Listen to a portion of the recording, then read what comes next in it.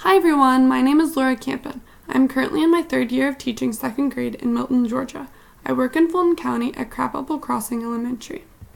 Today I will be talking to you about my personal and professional insights, my memorable creativity issue, and my most and least favorite aspect of engaging with diversity and equity issues. In 2016, I graduated in early childhood education from Georgia College and State University. Before beginning my graduate degree program, I considered creativity to be connected to art, but I have realized it is more than just being artsy. I can help all students, and especially gifted students, foster their creativity in their learning. After taking the course 7230, which is all about strategies for the gifted, this past fall, I learned more about the importance of incorporating creativity into the classroom and how beneficial it is for gifted learners.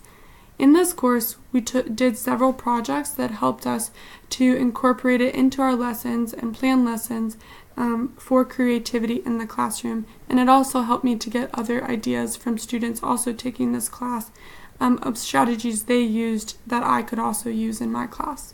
So since then, I've become more conscious of how can I provide more opportunities and many opportunities to include creativity into students' learning experiences.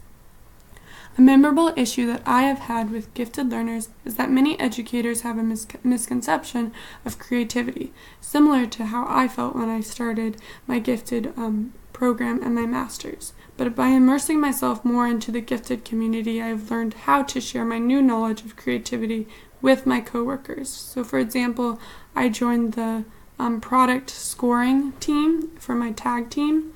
And this kind of helped me to see the range of students' creativities when I was scoring and really notice that creativity can start at a very young age for students, and it's our job as educators to really help foster and have students reach their potential with their creativity and learning. So my favorite aspect is that I can help to support diversity in the gifted program to show others how important it is to help underrepresented students be identified.